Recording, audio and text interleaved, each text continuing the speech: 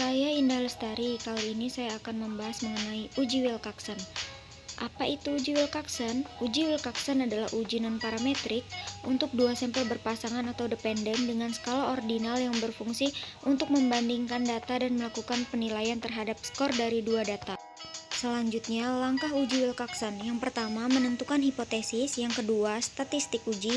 Yang ketiga, keputusan. Dan yang keempat, kesimpulan. Berikut contoh soal. Pada suatu kantor dilakukan penelitian untuk mengetahui pengaruh ruangan yang diberi AC terhadap produktivitas kerja.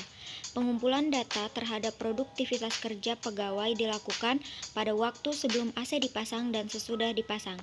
Data produktivitas kerja pegawai sebelum AC dipasang dan sesudah dipasang yang dipilih secara random. Apakah perbedaan produktivitas kerja pegawai sebelum dan sesudah memakai AC? Uji Wilcoxon yang pertama yaitu menentukan hipotesis. Di sini terdapat H0 tidak terdapat perbedaan produktivitas kerja pegawai sebelum dan sesudah memakai AC. Jadi, AC tidak berpengaruh terhadap produktivitas kerja pegawai.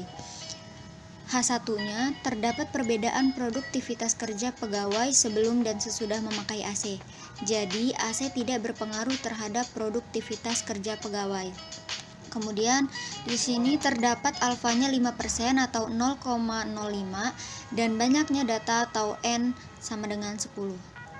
Selanjutnya, untuk mencari selisih, rumusnya masukkan sama dengan angka sesudah dikurang angka sebelum, kemudian di enter. Untuk menyamakan rumus, cukup ditarik tabel hingga ke bawah. Setelah ketemu hasilnya, untuk menentukan ranking, kita abaikan perbedaan antara positif dan negatif. Kemudian kita cari angka terendah sampai dengan angka tertinggi untuk dijadikan ranking 1 sampai dengan 10. Di sini ada angka terendah 1 untuk menentukan ranking yang pertama yaitu 1. Kemudian untuk menentukan ranking 2 dan 3, di sini ada angka terendah 2, berarti ranking 2 ditambah dengan ranking 3 berarti 5. 5 dibagi 2 berarti 2,5. Di sini dimasukkan 2,5 dan di sini juga 2,5. Selanjutnya untuk menentukan ranking ke-4, di sini ada nilai terendah 3. Berarti masukkan ranking 4. Selanjutnya menentukan ranking kelima, di sini ada min 4 dan min 4, berarti ranking 5 dan 6 ditambahkan menjadi 11. 11 dibagi 2 berarti 5,5.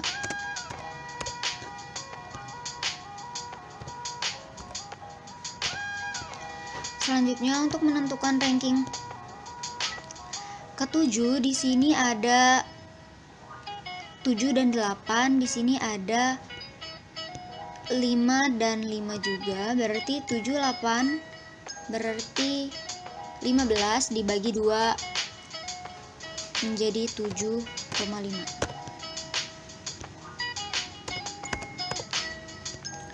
Terendah selanjutnya di sini ada 8,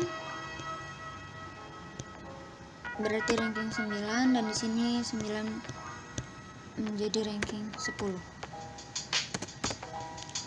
Selanjutnya kita menentukan positif dan negatif. Di sini selisih dan ranking sama-sama positif, berarti rankingnya tetap 7,5 dimasukkan ke positif.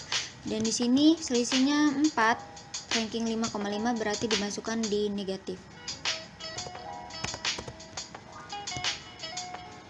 Ini 2,5, 9, 4, 5,5, 10, 7,5,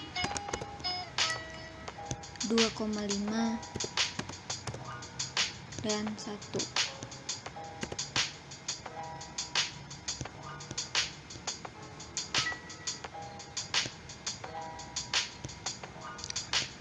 Selanjutnya ini kita jumlahkan terlebih dahulu. Rumusnya sama dengan sum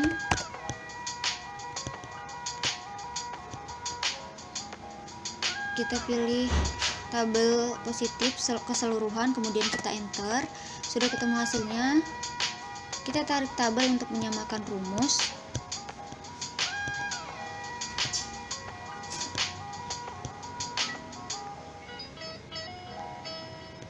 Untuk menyamakan rumus, cukup kita tarik saja tabelnya seperti ini. Nah, sudah ketemu hasilnya.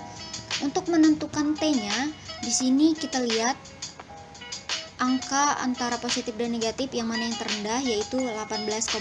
Berarti T sama dengan 18,5.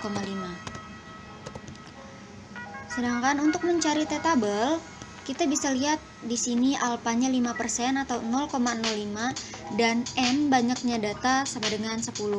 Kita bisa melihat di table of critical values for the Wilcoxon test. Di sini kita lihat tadi alfanya 0,05 dan n-nya 10. Kita cari di sini nih, n-nya 10 dan alfa 0,5 berarti 8. T tabelnya berarti kita masukkan 8. Selanjutnya membuat keputusan. Karena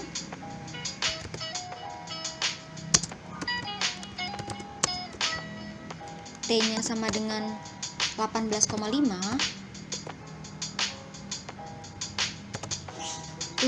lebih dari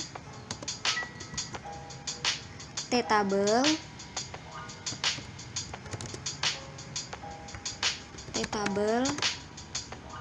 sama dengan 8, maka gagal tolak H0.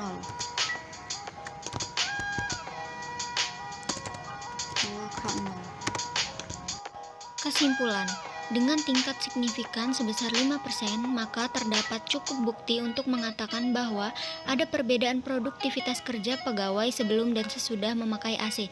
Jadi AC berpengaruh terhadap produktivitas kerja pegawai. Apabila terdapat kesalahan, saya mohon maaf. Sekian dan terima kasih.